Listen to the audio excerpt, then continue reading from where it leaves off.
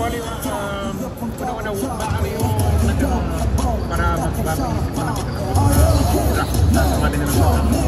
una sa lahat, siyempre, para sa family ko, may bibili rin ako and yung family ko. Gusto ko mabigyan ng oras naman sila. Gano'ng katagal mo pinag-isipan? Simula nung fail oil, after nung championship versus UP. Parang kompletong-kompleto yung team na marami nag-expect na pwede pa rin kayo mag-finals. Gaano kahirap yung naging tension para sa'yo? Para sa akin siguro, malaking experience to para sa akin papunta dito sa pro. Marami akong matututunan, lalo na sa big league. Anong sinabi ni Coach Topex? Yun, si Coach Topex, sabi niya sa akin, pabuli yung mga natutunan sa akin, padala mo sa big league.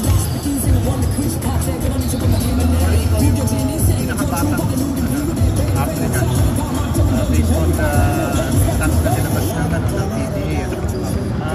Para sa iba, advantage ba yun o disadvantage?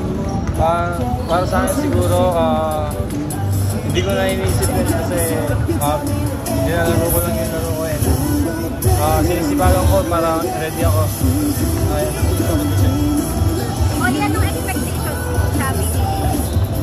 Siyempre, physical and mind games.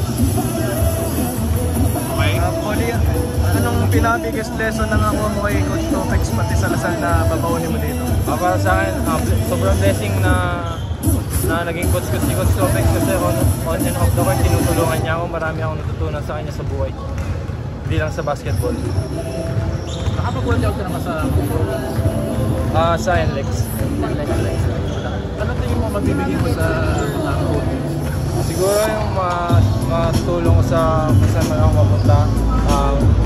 Yung commitment ko 100% and yung bibigay ko yung best ko every game, every practice. Oli, sa role mo, meron ka kami i-adjust sa laro mo, sa posisyon, ikaw sa tingin mo? Para sa akin siguro yung sa mind games and yung sa mga play and yung mga defense. Yung sa posisyon mo, pagdating mo ng PDA, tingin mo may kailangan kang i-adjust? Yun, shooting